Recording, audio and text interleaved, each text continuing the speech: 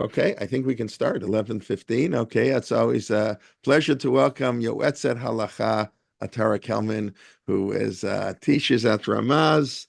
Her third teaching in Ramaz is the Yoetzet Halacha for Tiferet Bet David Jerusalem in Montreal, graduate of the GPATS program at Stern, and a special pleasure to welcome her on Som Gedalia Vakasha Atara.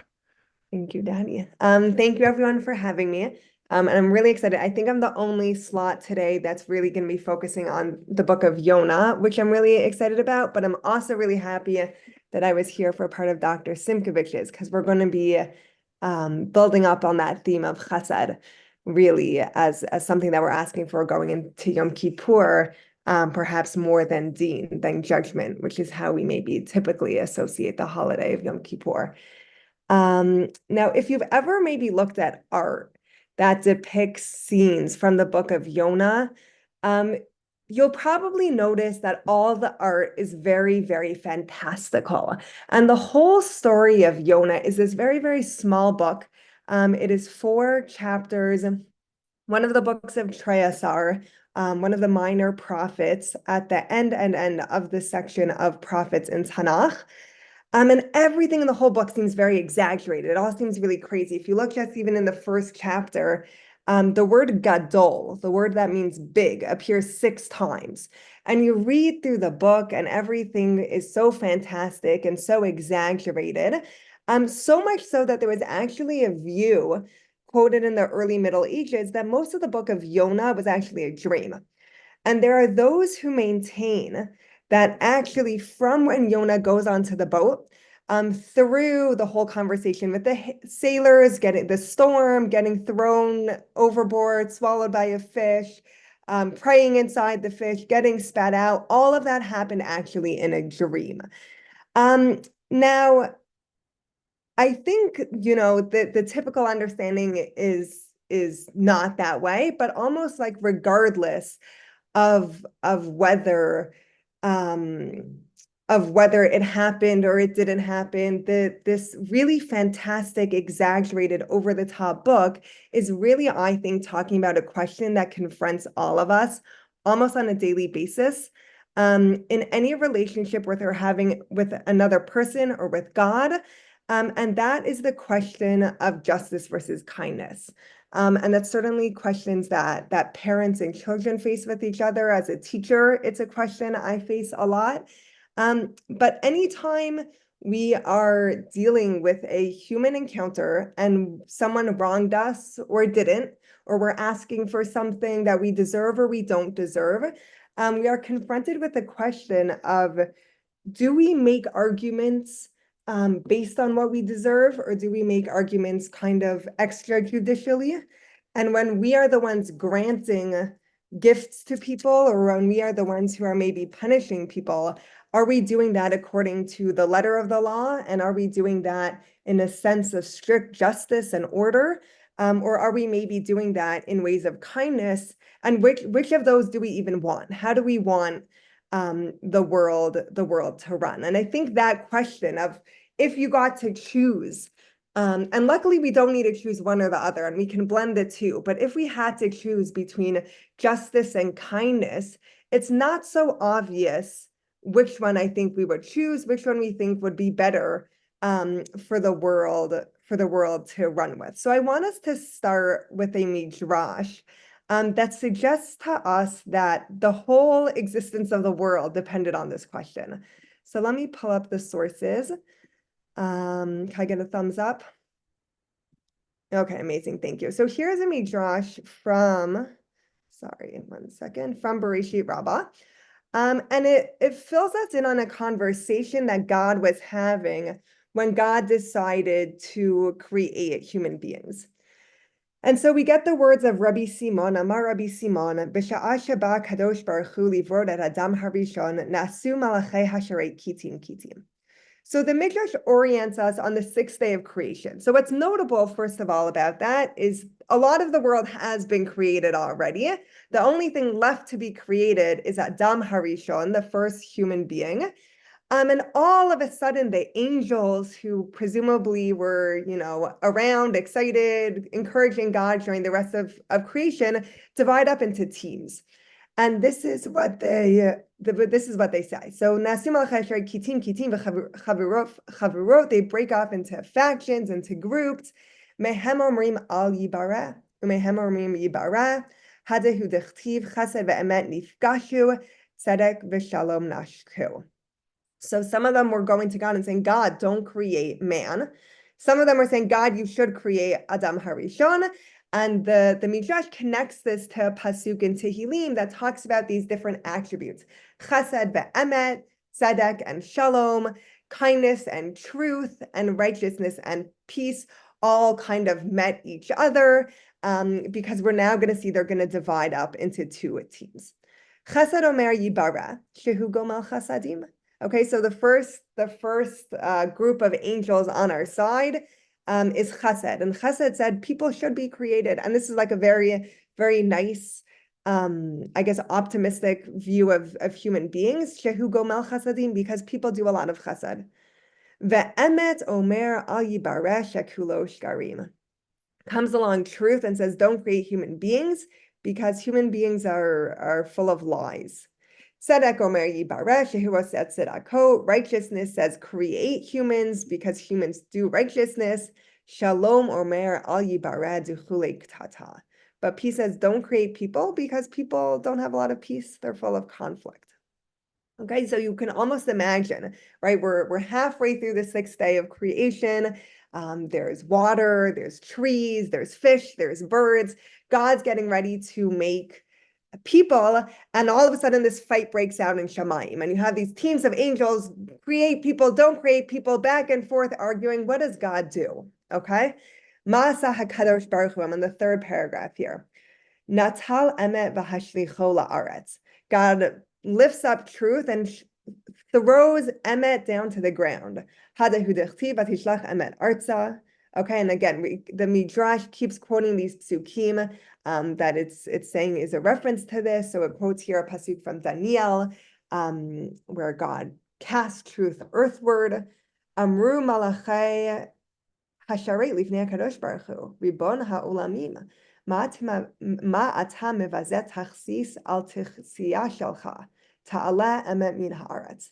And all of a sudden, all the angels who until this point were bickering and arguing, they're horrified. They don't understand what God just did, because they turned to the God and they said, Master of the universe, how are you demeaning your very seal? Okay, which is the Malachim are really taken aback by this because God is known as a God of Emet. And if God is a God of Emet, if God is a God of truth, how could God take Emet and throw it on the ground? And based on that, they quote this pasuk that Emet will rise back up from the earth. Truth will spring from the earth. Okay, so what we have here is God picks a side in this argument and clearly goes for the side that says we should create human beings. But in order to do that, God's going to need to put truth aside. Now, God does not destroy truth. And truth still has a footing, right? It's still going to come back up from the ground, but it gets deprioritized, I guess. And now we have like this little interjection in the Midrash, where the Midrash says that when the Torah describes how God looked at what God created, and it was tov me'od, it was very good, which is language that's used on the sixth day of creation. For the first 5 days, the Torah says God saw what he created and it was tov. And on the sixth day, God saw what he created and it was tov me'od.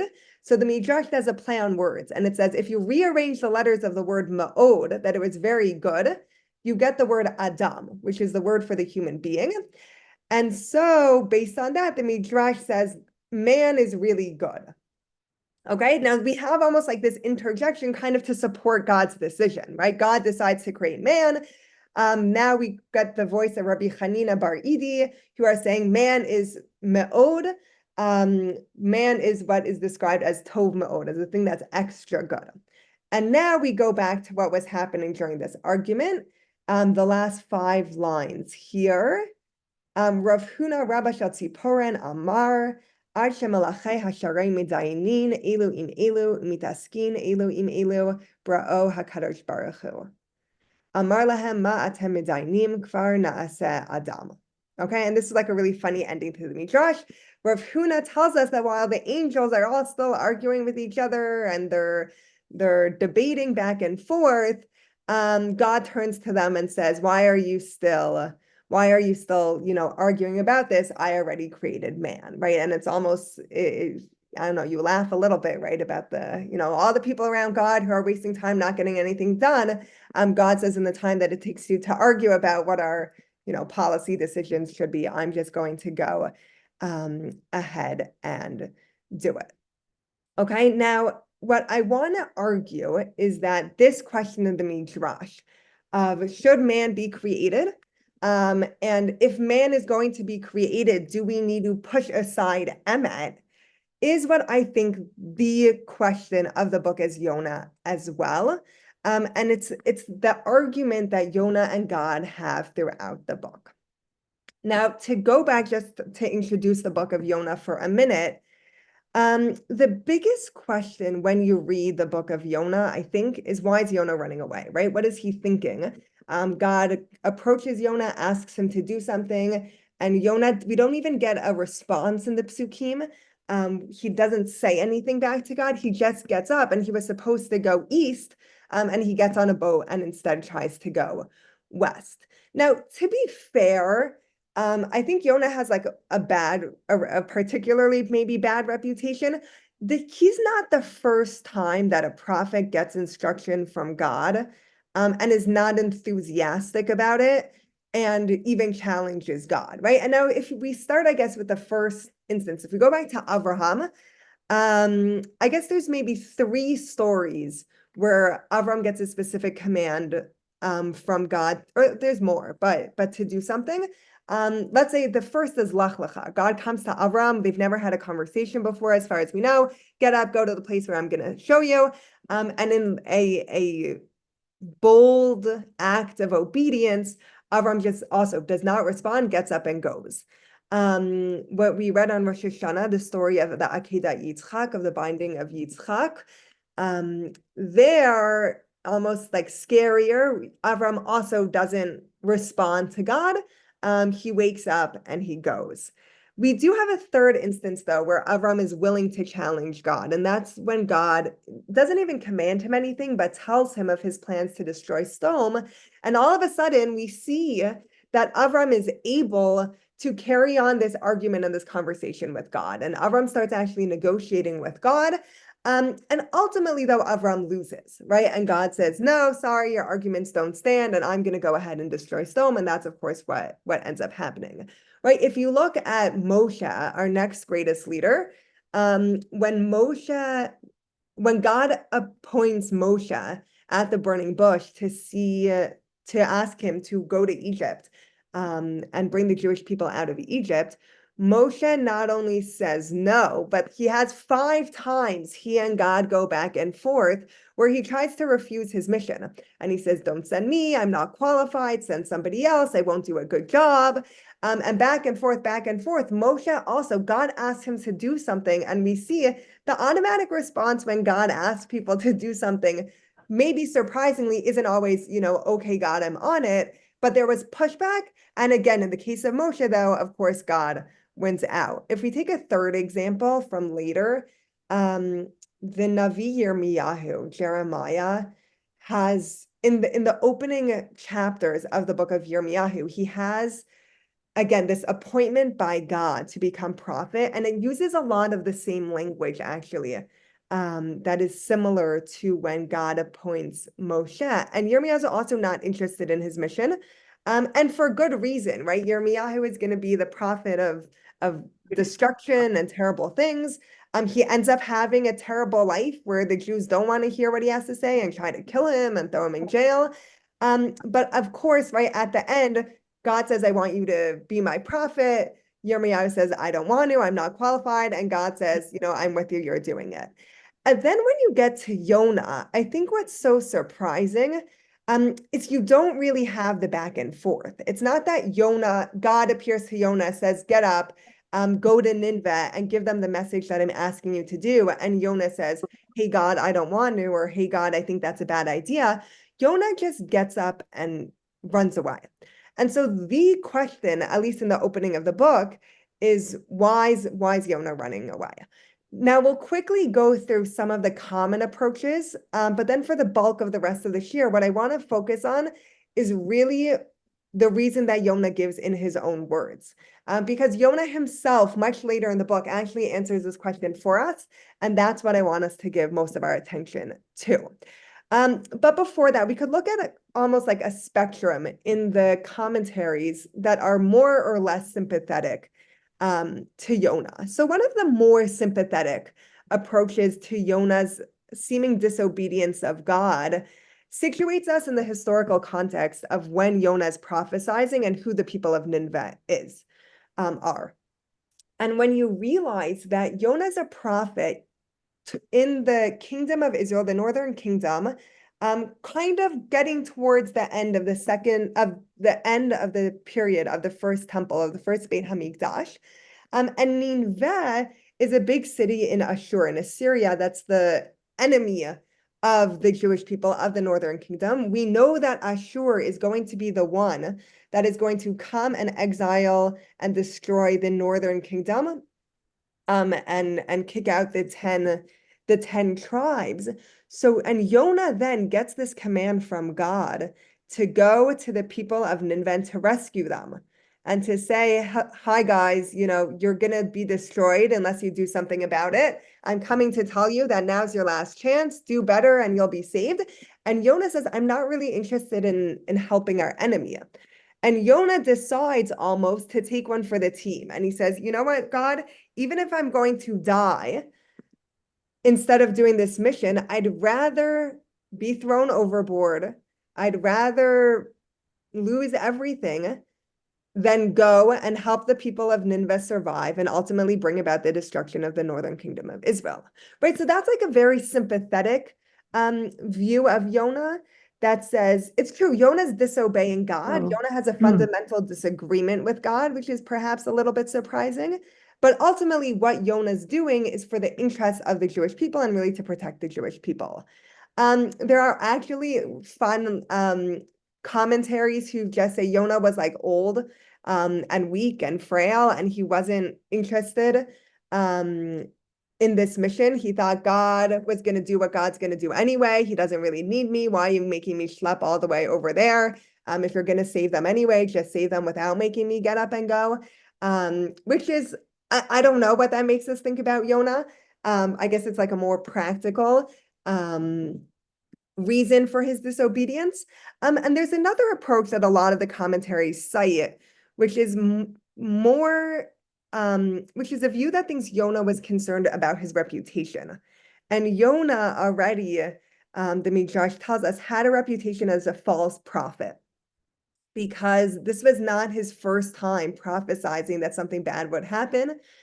He would say, Jerusalem's going to be destroyed or Nineveh is going to be destroyed. And then lo and behold, destruction did not happen. God had mercy and saved the city. And people are like, oh, Yonah, you said you were the voice of God. What you said would happen didn't happen. And they actually doubted Yonah. And Yonah was saying to God, I'm not interested in another one of those scenarios. I don't want to go tell everyone they're going to be destroyed, they not be destroyed, and my whole reputation as a prophet is going to be tarnished. Yonah wasn't interested in that. So those are like three of some of the most common approaches to understanding why Yonah decides to run away when God asks him to do something. But I want us now to look at Yonah's own words. So here we go. This is what Yonah actually says in the 4th chapter. Okay, now this is after Yonah finally does, fulfill his mission. After he runs away, right, God comes to him again, and in almost the exact same language, just like God asked him the first time to go to Nineveh, he asks him a second time. And this time Yonah gets up, he goes to Nineveh, he says, guys, do tshuva, you're going to be destroyed.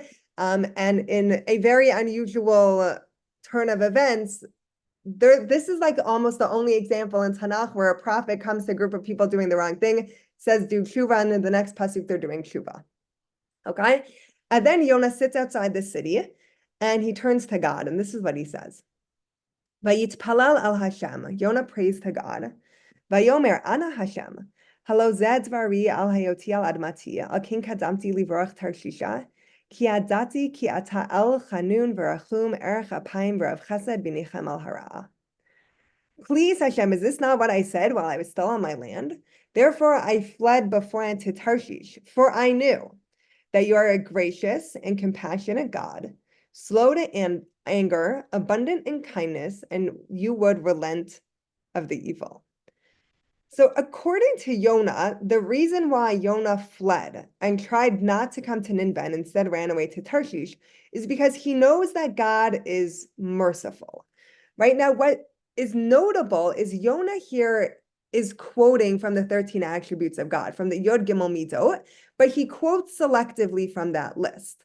Now, if you notice which of the ones he quotes and which ones he doesn't quote, you'll notice he quotes compassion, slow to anger, abundant in kindness, that God will relent for the evil. What's notably missing is emet. And what Yonah seems to be accusing God of is saying that God, you are too merciful, you are too kind, you are too willing to forgive people and not to punish them. Where is your emet? I know that you don't practice your emet. I know that you only practice your rachamim and your chanun and your erech apayim. And that's why I ran away. I ran away because you're not really a God of truth. And that seems to be Yonah's accusation against God. Now, if you think about it, right, what's Yonah's name? Okay, so we have very little information about Yonah's biography.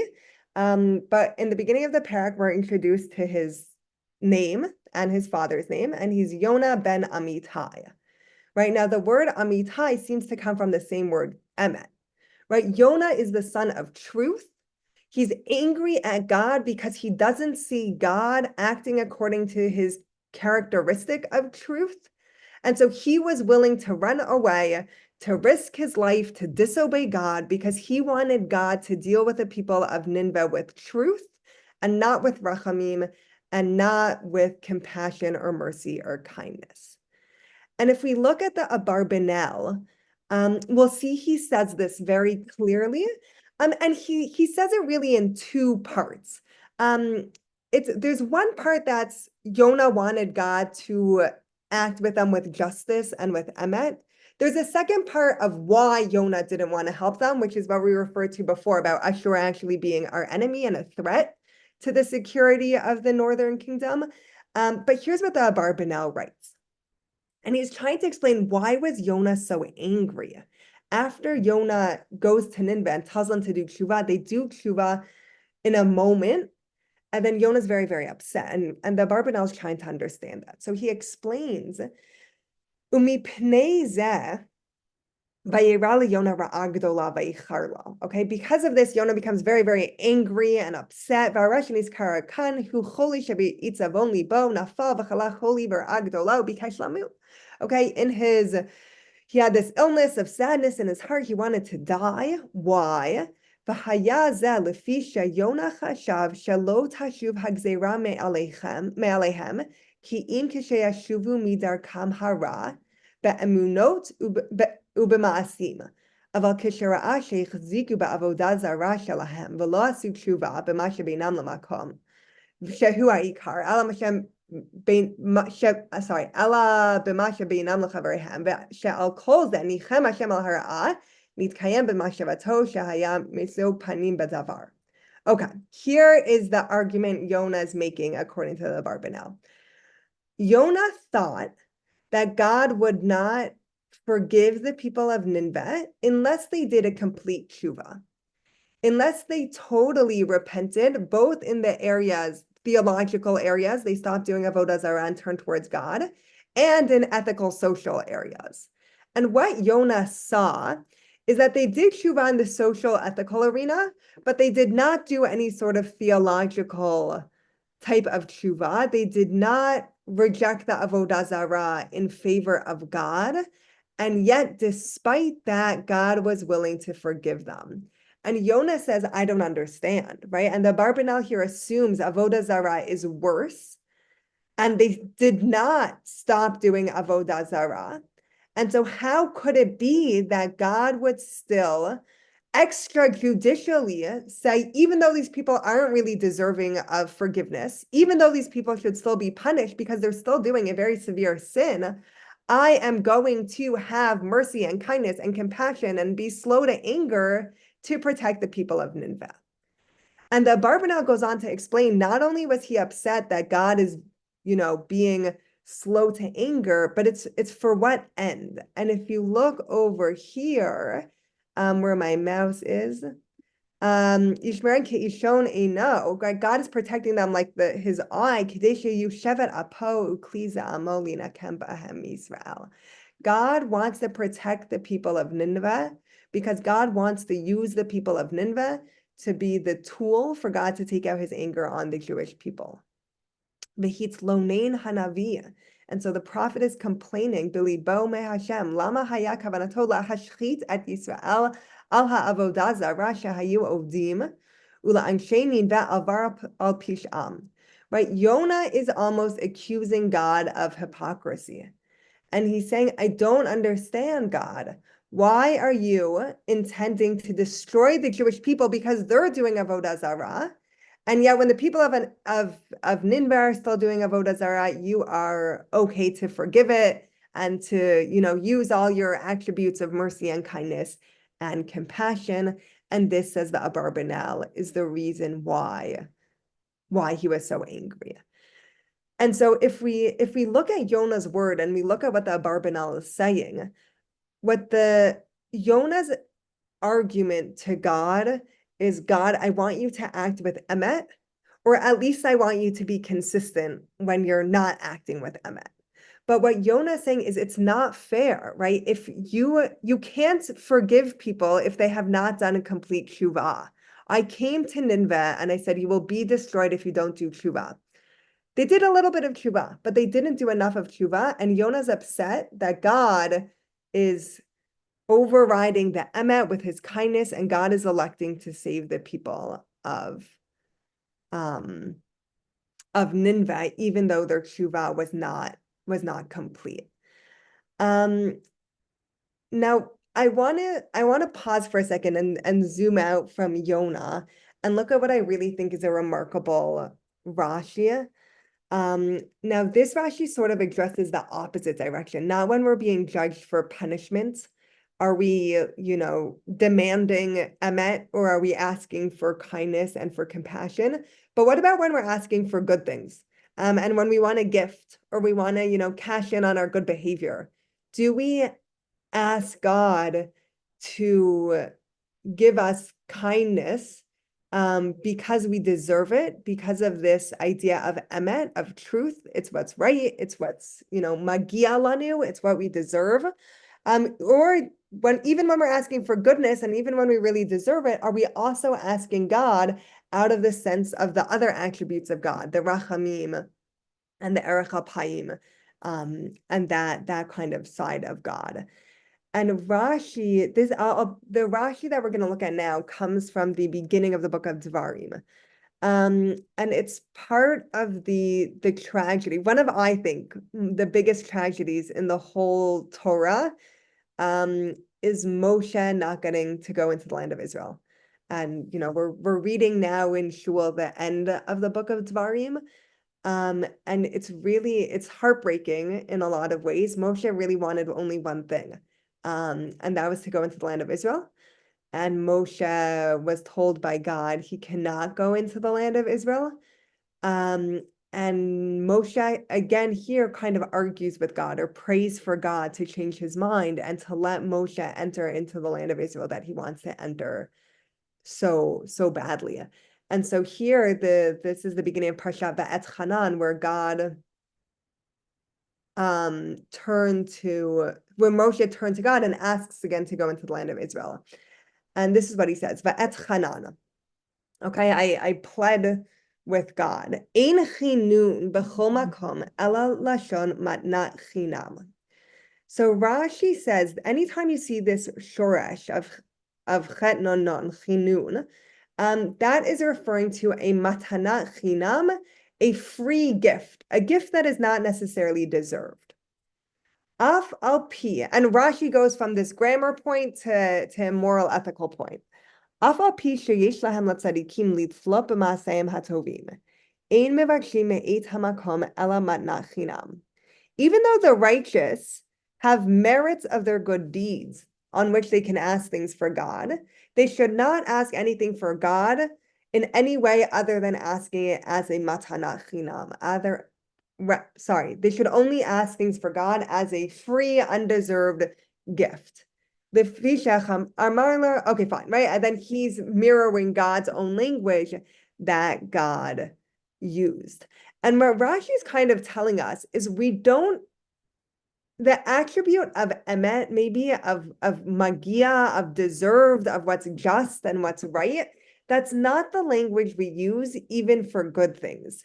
And even for things that we want, even when you're really a tzaddik, when you're Moshe Rabbeinu, and you have a life of commitment to the Jewish people, even then when you're asking God for something, you're not asking it from emet and from justice and from I deserve it, says Rashi. You're asking it out of a sense of, it is a matana chinam. Anything that I get from you, God, is a matana chinam. I don't have it because I deserve it. And we see a similar idea about Teshuva that comes up in the Talmud Yerushalmi in Makot. Now, the whole tractate of Makot is a tractate that, is primarily about justice more than forgiveness, maybe. Makot is a tractate that talks about the punishments people would get. It starts by, which the court had the jurisdiction to give people lashes when they violated a Torah command. The second chapter of Makot actually focuses on the accidental murder in the case of Ir Miklat. And it's in this context of kind of a pursuit of justice that the Yerushalmi quotes this Agadah. And it describes how they ask different attributes. What punishment should people get when they sin? And here we'll read it together. Sha'alu lechokhmah, they ask wisdom. Chotem mahu onsho, what is the punishment for a sinner? Amra lahem, chataim tirdof ra'ah. So wisdom responded, evil should pursue the wicked. So then they turn to nivuah, they turn to the prophets. Shalul nivuah, they turn to prophecy. Chotem mahu onsho, what is the punishment for a sinner? Amra lahem hanefesh hachotat hi tamu. So prophecy responds, a sinner should be put to death. Now, again, normally, right, chokhmah and nivuah, wisdom and prophecy are good things, right? The voices of wisdom and the voices of prophecy are voices that, for good reasons, we usually want to emulate. And here they're telling us wickedness has to be dealt with a sense of justice and severity. And if people do the wrong things, they have to face the appropriate consequences, because that's actually how you promote justice and kindness and have a secure society. But then they turn to God. Sha'alu l'kuksha brichu. They then turn and they ask God, Chotem mahu onsho. What is the punishment for a sinner? Amar lahen. This is how God responds. Ya'asek shuva v'yit kaperlo. God says, let them do tshuva and let them achieve atonement. And so God is kind of saying, I'm not really interested in punishing anyone. I'm not interested in doing what's right, what they deserve. I'm not interested in pulling the emet out. And even when the Navi and the Chokhmah are saying someone did something wrong and they should face consequences, God is saying, I want to give tshuva. And if you look at the commentary here on the Talmud Yerushalmi, the Pnei Yoshua invokes these words, that God is acting lifnim mishirat hadim, beyond the letter of the law. And ultimately, God is saying tshuva is not necessarily what is just, but tshuva is still what's right. And tshuva is what I want sinners to do, even if that is not the deen. And chokhmah, wisdom, might want deen, and nivuah, the prophets, might want to go by justice. But God is saying, I'm not going just by deen. I am going by the path of tshuva, the path of rachamim and of mercy. And if you think, I'll summarize what we've done so far, then I want to quote one more midrash. What we did so far is we talked a little bit, just giving context for the book of Yonah, And we said that really the question of Yonah is a question of justice versus compassion.